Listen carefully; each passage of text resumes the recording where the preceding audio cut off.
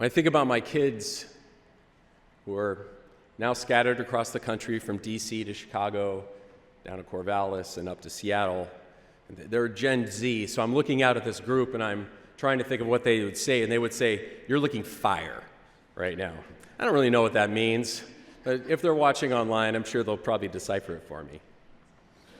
I want to thank my wife, Lori, my parents, my family, and to all of you, especially your loved ones and your families, let me say that none of us could do this work without your love and support. To the staff, everyone from the amazing team with the Secretary of the Senate's office and our legislative policy and fiscal and revenue who protect, and our state police who protect us and the people visiting this building, to the facilities and the CAMs, individuals working overtime on piecing this historic building back together so it stands for the next 100 years. Each of us has our own reason to serve in the Senate. For me, part of my inspiration comes from the concept of beginner's mind. It's an idea rooted in ancient Buddhism. It means approaching every issue every day with curiosity and an open heart, attempting to ask questions before forming rock-hard opinions. And still, as I try to embrace this growth mindset, I find myself often swimming in a sea of my own doubt and imperfection. When I took my oath of office 2 years ago, I shared 3 values that have guided my leadership in every position I've ever had: keeping an open mind, maintaining an open door, and leaning into kindness. As I reflect on the honor of serving these past 2 years with an eye to the future, I want to revisit these values and ask each of you to consider the principles that bring you to your service in the Oregon State Senate. I want to start with approaching our service to Oregon with the idea of having an open mind, respecting that good ideas can come from everywhere. Given the volume of issues that are thrown at us every day, the easiest thing to do is to fall back on a blanket ideology, to think simply in terms of partisan tribes, the red or the blue t-shirt that we wear during the election. And when faced with this outside constant criticism, it is a very human tendency to lean away from patience and openness and to double down on ideology. So here's my ask this session. Can we work fully to respect ideas that aren't our own? I want to acknowledge that there is a hierarchy that has always existed inside any form of governance. Here in the Senate, it comes often in the form of our committee structure. For our newer members, you will learn, compared to other legislatures, Oregon is quite unique in the amount of work that is done in our committees. And if you are a chair, you hold a gavel and you have the authority to set an agenda. However, I ask this session that we consider giving all opinions fair notice and respecting the professionalism of our fellow senators by allowing enough time to bring counter viewpoints forward. In addition, honest exchange of ideas require a certain decorum that we can model for all Oregonians. Before we stand up and blast away at a bill, let us take the time to have a warm conversation with the bill sponsor about the motivation behind the idea. And finally, we have passed a lot of legislation in recent years. I would ask us to consider the role of the legislature in its oversight capacity. Rather than the constant parading of new bills, let's work together to leverage the power of the legislature to look deeply into the policies we pass to see if they're working for all Oregonians. The second value I shared 2 years ago was having an open door. However, I've come to realize that an open door is not nearly enough. An open door is a passive action that requires someone else to make the first move. In essence, requires you to come to me. What I've learned, and even quite recently, is that I have a responsibility to go to you, not just figuratively, but literally. I have tried to spend time in your communities, and if you'll have me, I am eagerly interested in learning from your constituents in your districts about their perspectives and what informs you in governing Oregon. I want to give a huge shout out to the Republican Senate leader and his team who are partnering to launch creative opportunities for all of us to engage with each other during this session, from community visits to even finding casual opportunities to share a meal or an activity, maybe axe throwing, I'm not sure, but especially in the final stages of our Capitol construction. Finally, I said, a central value of mine is that there is always room for kindness. It is sad but true that outside this building we are drowning in the swamp water of a political discourse that force feeds us the politics of personal destruction.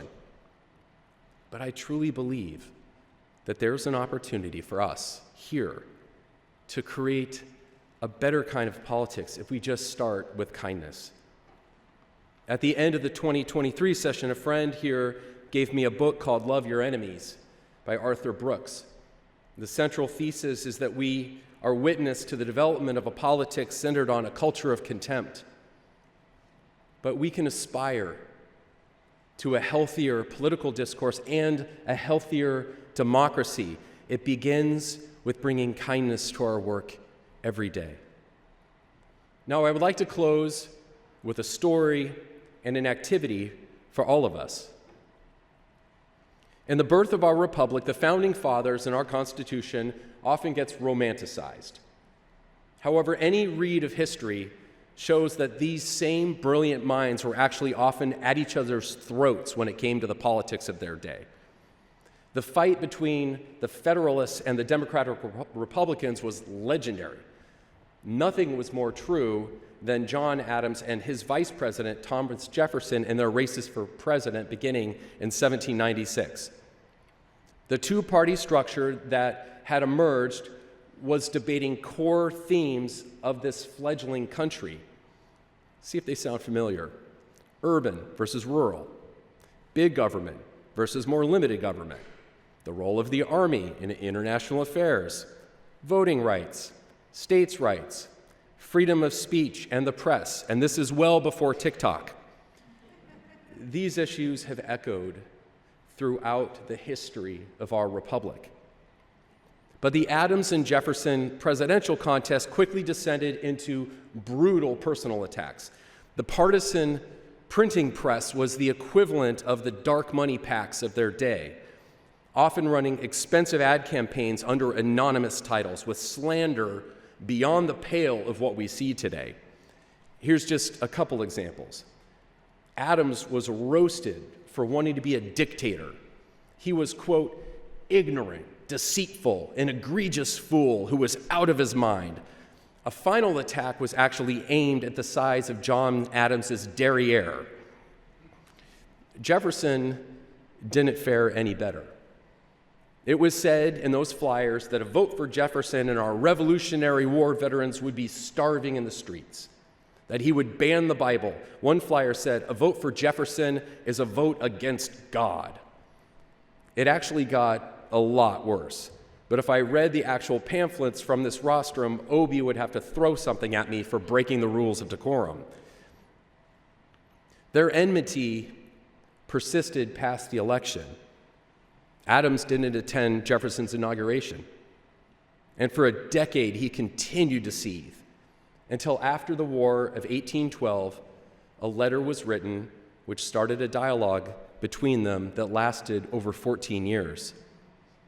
Adams at 90 and Jefferson at age 83 died on the same day, July 4, 1812. 26. 50 years to the day of the signing of the Declaration of Independence. They died with separate ideologies, but they shared the highest regard for each other and even a lasting friendship. In your desks, in the top center drawer, you will have an envelope, and I'd ask you, it's going to rustle around, but to take a moment to open it now.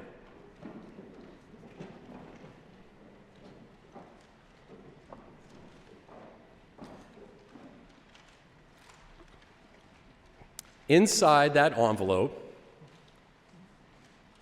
you will find a card. It's a manila envelope.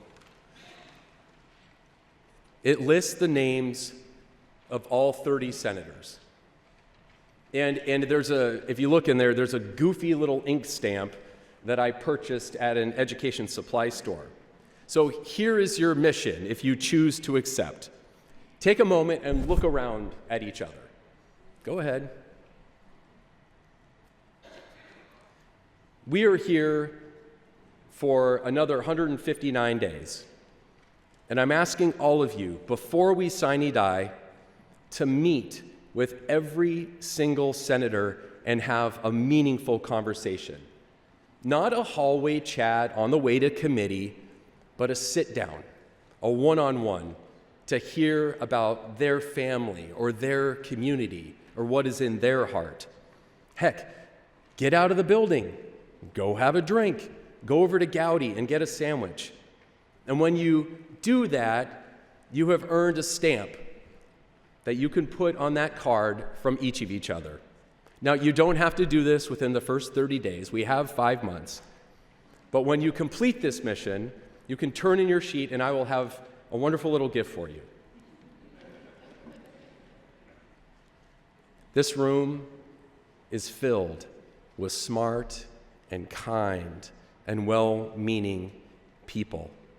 I hope that each of you will find time this session to learn more about each other so you can see what I see. To our new senators, welcome to the 83rd Legislative Assembly. I hope you wear your pins with pride. To our more seasoned members, it will be an honor to serve with you once more. Let's get rolling and let's get to work. Thank you so much.